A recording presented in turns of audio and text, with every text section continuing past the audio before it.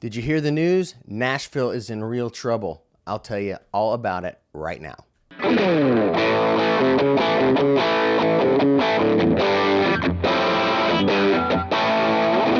What's up, you wayward internet searcher? I'm Sweet Deat, and thank you for finding this channel. If you're new here, we discuss all kinds of things like business, strategy, finance, and a whole bunch of other stuff too, even the occasional guitar lesson. So kick back, relax, enjoy yourself, and if you like anything that happens here, feel free to click that like button. It really helps me with that YouTube algorithm, and also consider becoming a subscriber. I release videos every Monday and Thursday, so be in the know. For all my returning subscribers, thank you so much for coming back, and you know what's coming up. That's the artist of the day right before we get into the meat of everything. So let's go.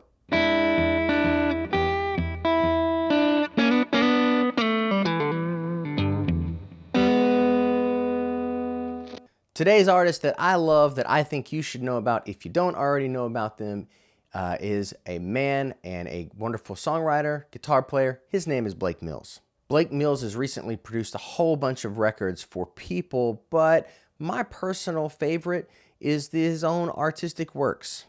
Blake has produced some really awesome records and worked with some really amazing artists such as the Alabama Shakes and also John Legend, for example. But I love Blake's artistic works personally as my favorite way he's contributed to the music world.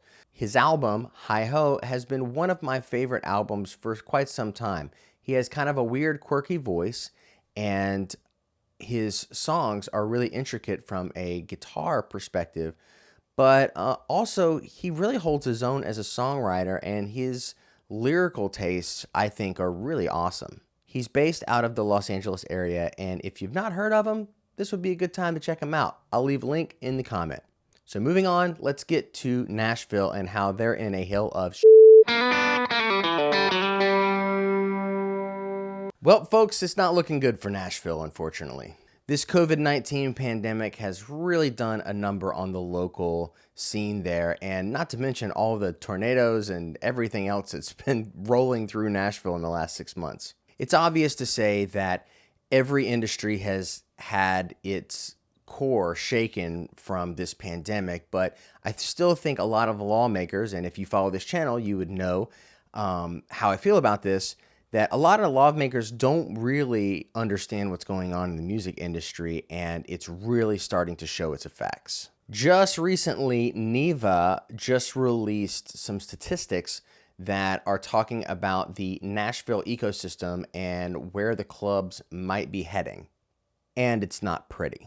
So let's get to the stats. 15 independent music venues has experienced over a 90% loss in revenue since March. Of the venues I just mentioned, they have about 6 weeks left before they're going to have to close their doors. So it shakes down to about 15% will be done in about a month, and the remaining percentage will be done in about 6 weeks.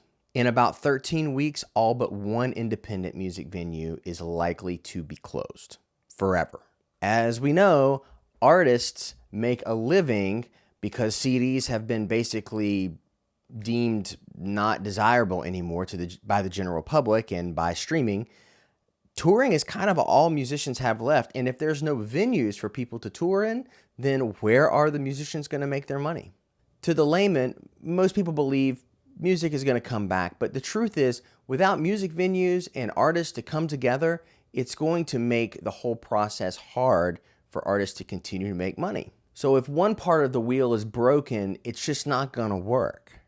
So how big of a problem is this for Nashville? Well, I'll tell you. It's a $9.8 billion per year average problem. That's a lot of money. There's an article I'd like for you to read. I'll put it in the comments below, and it basically just outlines this whole Nashville situation, and you might want to check it out and maybe figure out how to become an active member or sign a document that shows your support for what's going on in Nashville right now. They could use your help. Music venues, as you know, were the first to close and will be the last one to open. Not supporting the ecosystem would be a huge mistake and would leave lots and lots of people without work. Also, You got to think about the hospitality industry in this whole thing. I mean, they have to be suffering too. People used to travel to Nashville all the time to see concerts, just like any other city. So if you're thinking about just one thing here and not really taking it seriously, what you're doing is you're affecting a whole bunch of other industries that are tied into music. So if you ever think about the arts just making a rebound and coming back on its own and it'll be fine, you might want to start thinking a little differently, because this is a web that will not be untangled anytime soon. But don't worry, I'll keep you up to date on what's going on in Nashville and all across the country on this channel. So before you go, make sure you click that subscribe button and become a part of the family. Until next time, I'm Sweet Deat, and I hope that you have a great day. Support your local artists. We all need you right now. See you later.